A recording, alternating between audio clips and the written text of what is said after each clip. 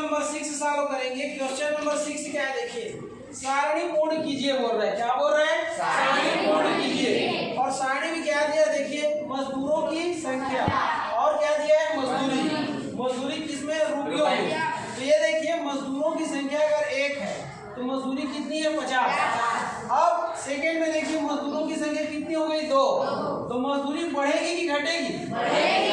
फिर मजदूरों की संख्या और बढ़ेगी तो मजदूरी बढ़ेगी ना? मतलब क्या, एक राशि को बढ़ाने से दूसरी राशि क्या हो रही है? बढ़ रही है।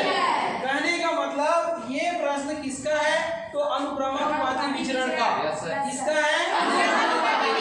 विचरण का। और अनुक्रमानुपाती विचरण का फार्मूला क्या होता है? ये अनुक्रमानुपाती विचरण का फार्मूला क्या होता है?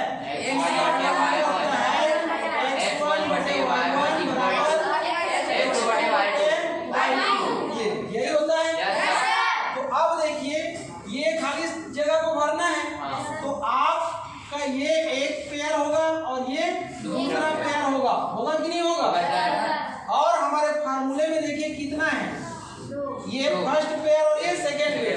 तो ये फर्स्ट और ये सेकेंड, तो इतने को ले सकते हैं ना। तो आप इसका इससे तुलना कीजिए, ये अपने फार्मूले का तुलना इतने से कीजिए, केवल इतने से ना, इससे आगे मत बढ़ना कीजिए। तो ये देखिए ये किसके जगह में है? इसके जगह में। मतलब ये किसका मान हो गया? x1। ये किसका है? y1 का। ये किसका है? x2 का। और यहाँ पर y2 आएगा। अब मान को रख दो, x1 का मान कितना है? 1, y1 का 50 बराबर x2 का 2 और y2 का y2। ये हो गया। अब इसका मान क्या करना है? तो तिरिया गुणा कर दो तो क्या हो जाएगा? y2 गुणा 1। ऐसा होगा कि नहीं होगा? और इसका इससे होगा, लेकिन बीच में बराबर का निशान रहेगा। ये दोनों का हो गया। अब ये दोनों का तो 50 गुणा कितना हो जाएगा? 2। अब y2 को 1 से करोगे तो y2 ही आएगा और 50 दूनी कितना हो जाएगा? 100। ये तो आपका ये y2 की जगह में कितना आ गया? 100। हो गया क्लियर? आया सबको समझ में? अब आपको क्या करना है? अब आपको ये वाले डिब्बा को भरना है। यहाँ पर भी खाली स्थान है ना, तो आप क्या करोगे देखो, अब आप इतने को लोगे, ये इतने को लोगे कि नहीं लोगे? तो ये क्या हो जाएगा आपका? ये हो जाएगा आपका x1। ये क्या हो जाएगा? y1। ये क्या हो जाएगा?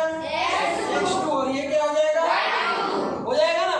तो ये देखिए इतने को अगर आप लेते हो, इतने को अब इसको मिटा देते हैं ना, ये सबको क्या कर देते हैं? मिटा देते हैं। ये अब ये क्या बनेगा आपका? x1। ये y1। ये x2 और ये y2 बनेगा ना।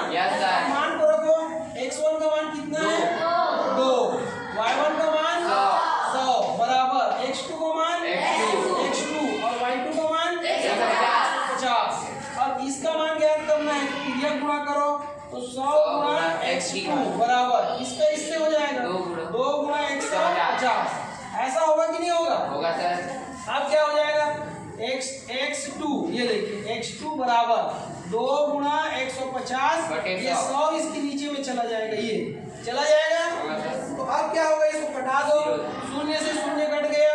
फिर 5 दूनी 10 और 5 तिया 15 और 2 एकम 2, 2 एकम 2। तो कुल मिला के x2 का मान कितना बचा? 3 एकम 3। ये कितना बचा देखो? 3 एकम 3। ये और नीचे क्या बचा है? कुछ नहीं है, 1 है। तो 3 बटे 1 मतलब 3। तो x2 का मान कितना आया? 3 आया कि नहीं आया? आया सर। यहाँ पर क्या हो जाएगा आपका? 3 हो जाएगा। क्या हो जाएगा? 3। अब ये y2, y1 और x1 की जरूरत नहीं है। और आ गया आपका खाली स्थान। तो ऐसे आपको सॉल्व करना है, ठीक।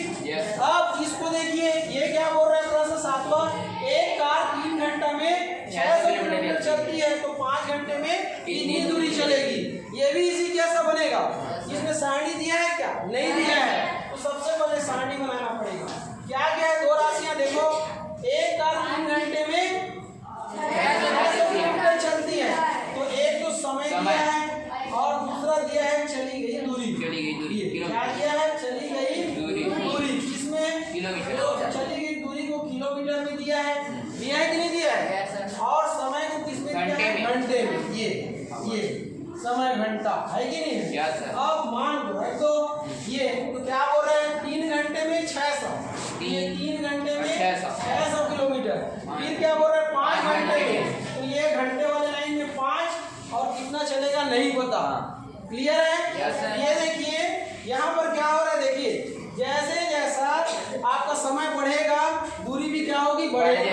कहने का मतलब ये भी प्रश्न किसका है, अनुक्रमानुपाती विचरण का। तो यहाँ पर भी क्या है, अनुक्रमानुपाती विचरण से, ये विचरण से। तो अनुक्रमानुपाती विचरण क्या होता है, x1 बटे y1 बराबर x2 बटे y2। अब ये क्या हो जाएगा, x1 ये क्या हो जाएगा, y1 x2 y2 हो जाएगा। Yes, sir. तो x1 का मान कितना है, 3, y1 का मान 600 और x2 का मान 5 और y2 आपको याद करना है। तो क्लियर गुणा करोगे तो 3 गुणा y2 बराबर 600 गुणा 5, यही हो जाएगा। Yes, sir. अब ये y2 बराबर 600 गुणा 5, ये 3 यहाँ गुणा कर रहा है, नीचे जाके भाग करेगा कि नहीं करेगा? तो 3 एकम 3 दूनी 3 शून्य 3 शून्य। तो ये देखो यहाँ क्या बचा, y2 बराबर इधर क्या बचा, देखो 200 और गुणा 5।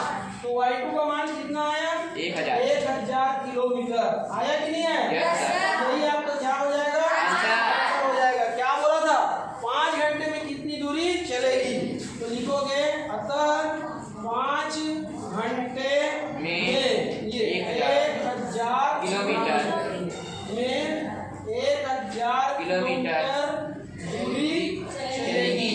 ये आ रहा है समझ में? Yes, sir. ऐसे आपको क्या करना है, सॉल्व सॉल्व करना है। ठीक है? Yes, sir. हाँ।